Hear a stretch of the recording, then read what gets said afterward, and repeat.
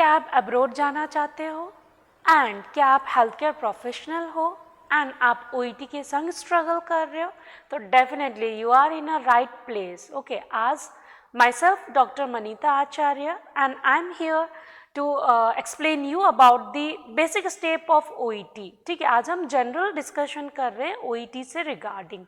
ठीक है, सो अगर हम OET देखते हैं तो व्हाट इज़ OET, राइट? ये एक लैंग्वेज प्रोफिशिएंसी टेस्ट है, ऑक्यूपेशनल इंग्लिश टेस्ट. ठीक है, जहाँ पे आपके इंग्लिश को चेक किया जाता है लाइक 4 मॉड्यूल के बेसिस पे, reading, listening, writing and speaking, right? तो अगर आप हेल्थ केयर प्रोफेशनल हो and if you want to work in abroad तो आपको ये OET क्लियर करना इम्पॉर्टेंट होता है, सो दैट, क्योंकि बाहर इंग्लिश एक यूनिवर्सल लैंग्वेज है, राइट? तो ये आपको ये इंश्योरिटी देता है कि हाँ, आप वहाँ के लोगों के संग ईजिली कम्युनिकेट कर सकते हो and you can work well in that particular environment. ठीक है, तो जैसे मैंने बोला आपको कि OET 4 मॉड्यूल्स कंसिस्ट करता है. So let's discuss one by one. Okay, so yes,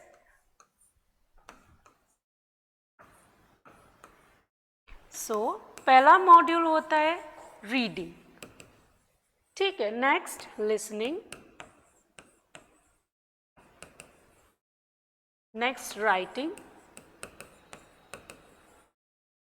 and speaking. ठीक है, तो ये 4 मॉड्यूल के बेसिस पे ही आपको अपना एग्ज़ाम क्लियर करना होता है.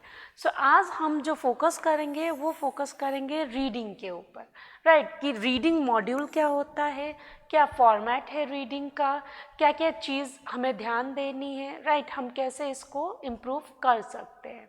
Okay, so yes, moving to the reading part. Okay, so reading जो पार्ट होता है वो अगेन 3 पार्ट में डिवाइडेड होता है. Okay, so yes, reading consist of 3 part. Okay, part A, part B and part C. ठीक है, तो रीडिंग के 3 पार्ट्स होते हैं, part A, part B and part C. अब जो पार्ट ए है वो आपको 15 मिनट्स में इंडिपेंडेंटली कंप्लीट करना होता है. ओके, दैट मीन्स आपको 15 मिनट्स के बाद पार्ट ए का पेपर लिया जाएगा. ओके, जो भी बुकलेट आपको प्रोवाइड किया जाया है वो आपको वापस सबमिट करना होता है एंड देन आपको पार्ट बी एंड सी का बुकलेट दिया जाता है. Okay, so part B and C you have to complete combinedly within 45 minutes. ठीक है, तो पार्ट बी एंड सी आप 45 मिनट्स के अंदर कंप्लीट कर सकते हो. तो अगर आप टाइम देखते हो तो टोटल रीडिंग के लिए आपके पास कितना है, 60 मिनट्स है, राइट? बट 60 मिनट आपको कंटिन्यूसली ना मिलके आपको ब्रेक पोर्शन में मिल रहा है. पार्ट ए के लिए 15 minutes and part B and C के लिए 45 मिनट्स. ओके, सो ये मैंने आपको बताया टाइम ड्यूरेशन. अब हम ईच पार्ट के ऊपर फोकस करते हैं, रीडिंग का भी. Okay, so coming to the part A.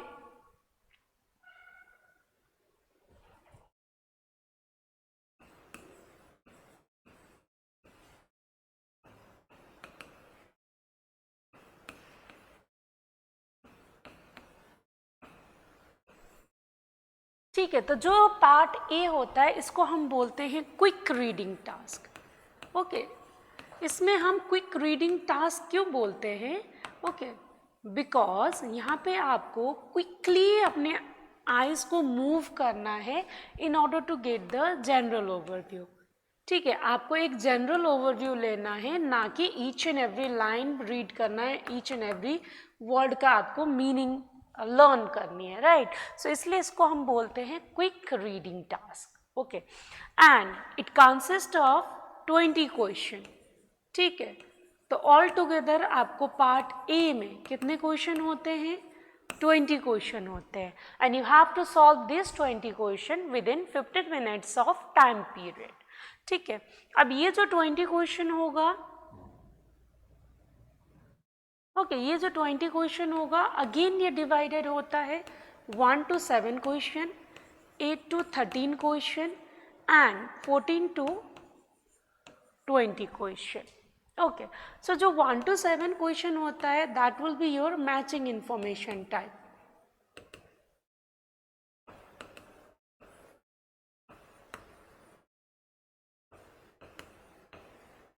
Okay, so matching information means यहाँ पे आपसे सिंपली ये पूछा जाता है कि आपने कौन से टेक्स्ट में पर्टिकुलर इन्फॉर्मेशन देखा है. So in this question you have to simply mention the text name whether it's A, B, C और D.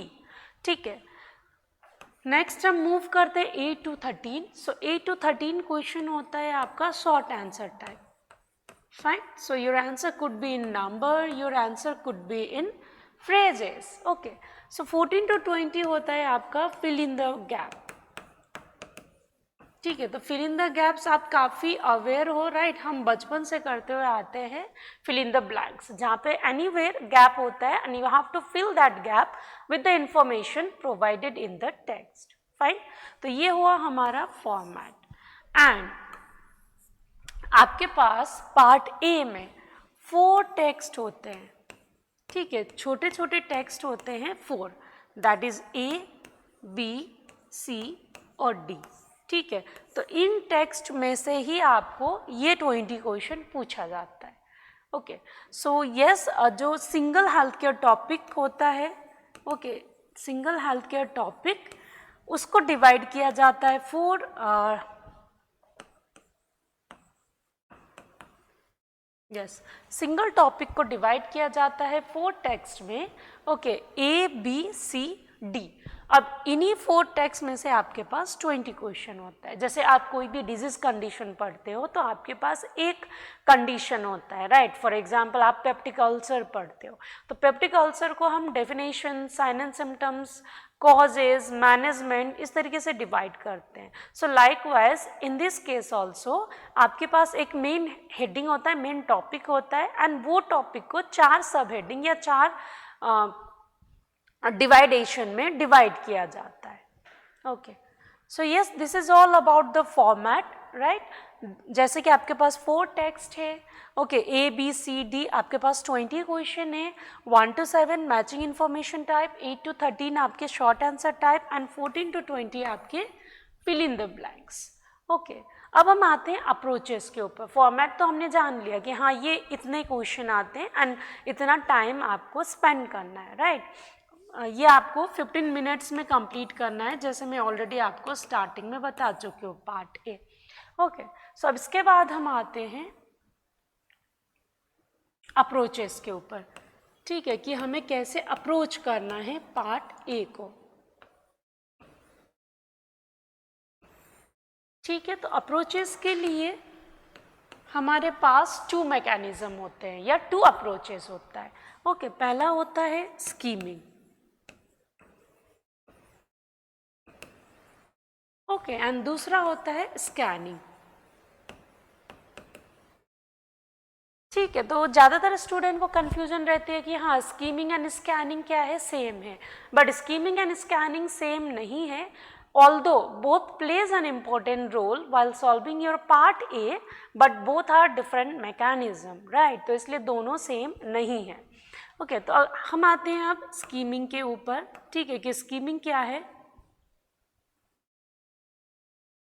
सो स्कीमिंग मीन्स क्या होता है, to get the general overview, right. Skimming में हम क्या कर रहे हैं, जनरल ओवरव्यू ले रहे हैं टेक्स्ट का. अब how we can do this. ठीक है, अब जनरल ओवरव्यू आप कैसे ले सकते हो, तो यहाँ पे आपको क्या करना है, quick moving your eyes. Fine, तो आपको क्या करना है, क्विकली अपने आईज को मूव करना है जिगजैग मैनर में. फाइन, क्विकली आपको जो टेक्स्ट है, text A, text B, text C, text D, इनको क्विकली अपने आइज को मूव करना है जिगजैग मैनर में एंड एक जनरल ओवरव्यू लेना है. अब जिगजैग मैनर मीन्स क्या होगा, आपको right to left, left to right, right to left, left to right again. तो इस तरीके से आपको अपने आइज को क्या करना है, मूव करना है. लाइक अगर हम यहाँ से वहाँ देखते हैं तो स्कीमिंग से स्कैनिंग, स्कैनिंग से जनरल, जनरल से ओवरव्यू, ओवरव्यू से क्विक, क्विक से आइज. तो इस तरीके से आपको क्विकली अपना आइज को मूव करना है. तो ये क्यों करना है, ताकि ये आपको एक जनरल ओवरव्यू दे टेक्स्ट से रिगार्डिंग. ठीक है, यहाँ पे आपको लाइन बाय लाइन रीड नहीं करना है, लाइन बाय लाइन अंडरस्टैंड नहीं करना है, क्योंकि ज़्यादातर जो प्रॉब्लम आती है स्कीमिंग में, स्टूडेंट क्या करते हैं, लाइन टू लाइन रीड करते हैं, जिससे ये काफ़ी ज़्यादा लेंदियर हो जाएगा, आपका टाइम कंज्यूम होगा and you won't be able to complete your part A. Okay, अब ये जो स्कीमिंग है it has to be done, ठीक है, विद इन फर्स्ट 2 मिनट्स। ठीक है, तो पहला जो फर्स्ट 2 मिनट्स है उसके अंदर आपको स्कीमिंग कंप्लीट करना है। ठीक है, जैसे आपके पास 15 मिनट्स है तो पहला 2 मिनट्स आपने स्कीमिंग में स्पेंड कर लिया, so you are having 13 minutes in order to complete your part A. ठीक है, within that 13 minutes you have to complete your part A. Don't spend much time in skimming, मैं already आपको बता चुकी हूँ, अगर आप 2 से ज़्यादा मिनट का टाइम स्कीमिंग के लिए स्पेंड करोगे तो आपका ऑटोमेटिकली टाइम कंज्यूम होगा and you won't be able to complete your part A. Okay, so yes, ये आपका स्कीमिंग हुआ। ओके, अब मैंने बोला जैसे कि आपको कुछ स्पेसिफिक इंफॉर्मेशन को ही फोकस करना है जब आप क्विकली अपने आइज को मूव करते हो। So what are the specific information? ठीक है, क्या क्या चीज़ों के ऊपर तो हमें फोकस करना ही है, राइट?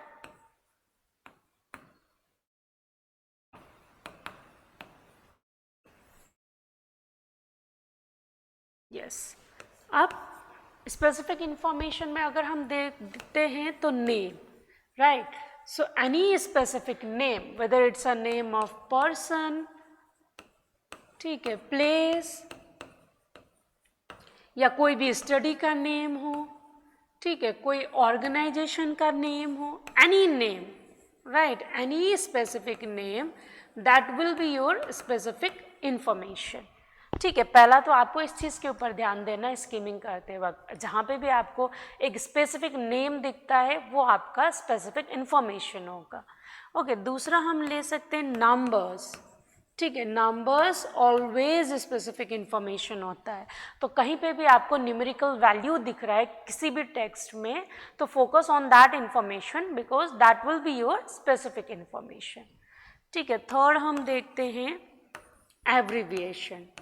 ठीक है, abbreviation also always be your specific information, तो जहाँ पे भी आपको एब्रिविएशन दिख रहा है लाइक शॉर्ट फॉर्म्स, राइट, तो वो आपका स्पेसिफिक इंफॉर्मेशन होता है, तो इसके ऊपर भी आपको फोकस करना होता है। Okay, next, any information in double inverted comma.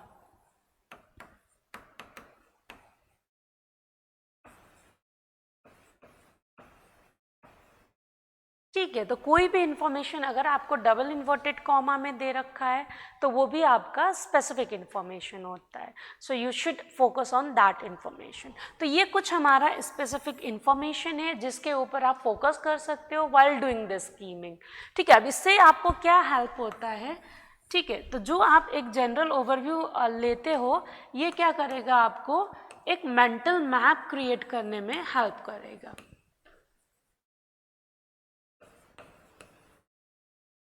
ठीक है, तो regarding the information given in the text उसका एक आपके माइंड में फ्रेम बनेगा, मेंटल मैप क्रिएट होगा, सो दैट जब भी आप क्वेश्चन पे जाओगे तो आप इजीली आइडेंटिफाई कर पाओगे कि हाँ आपका आंसर कौन से टेक्स्ट में हो सकता है, राइट?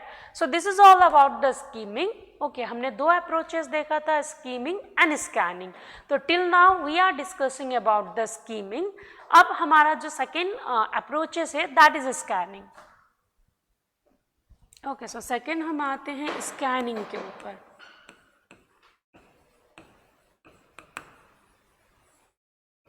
ओके, तो क्या होता है स्कैनिंग, राइट? तो आपने स्कीमिंग कंप्लीट कर लिया है, ओके, एंड आप क्वेश्चन पे आओगे, राइट? तो क्वेश्चन में आने के बाद आप क्या करोगे, there will be some keyword in the question, right? Question में क्या होगा, कीवर्ड होगा। ठीक है, अब कीवर्ड लाइक आप नॉर्मली भी किसी को पूछते हो what is your name, right? तो वहाँ पे भी क्या होता है, कीवर्ड होता है कि name, so based on that keyword आप अपना आंसर देते हो, like my name is dash, right? So similarly question में भी क्या होगा, कुछ कीवर्ड होंगे, राइट? तो उस कीवर्ड के बेसिस पे आप अपना टेक्स्ट आइडेंटिफाई करोगे। ठीक है,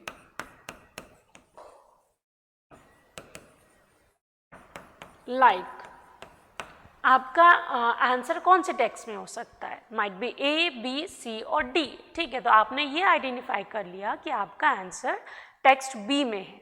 okay, so again you don't have to read text B from the starting till the end. आपको क्या करना है, टेक्स्ट बी को आपको अगेन क्विकली अपना आइज मूव करना है एंड अपना कीवर्ड सर्च करना है. ओके, सो आपको अपना कीवर्ड मिल गया जहाँ पे, वहीं पे उसी के आसपास आपका आंसर होगा. ओके, तो आपको वही लाइन फोकस करना है, कीवर्ड के आसपास ही अपना आंसर सर्च करना है. So searching your answer in this way with the help of the keyword, it is called as scanning. Okay, तो स्कैनिंग में आपका क्या हुआ, ये प्रोसेस है जिसमें आप क्या कर रहे हो, अपना आंसर सर्च कर रहे हो, right, with the help of the keyword. ठीक है, तो ये जो प्रोसेस है इसको हम क्या बोलेंगे, स्कैनिंग बोलेंगे. फाइन. एंड स्कैनिंग जो है वो आपका थ्रू आउट प्रोसेस चलेगा.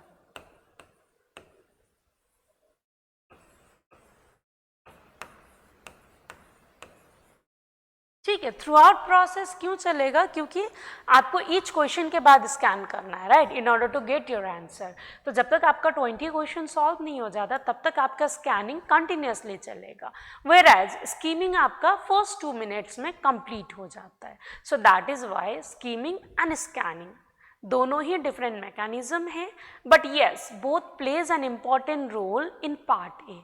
Okay, so if you are able to do the skimming properly, if you are able to do the scanning properly, then definitely you will be able to score good in part A.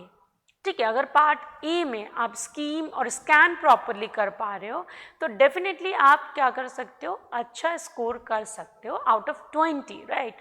Out of 20 आप 19 भी score कर सकते हो या 20 भी score कर सकते हो, because the total part A depends upon your skimming and scanning skills. ठीक है, क्योंकि 2 ही अप्रोचेज है पार्ट ए को सॉल्व करने के लिए.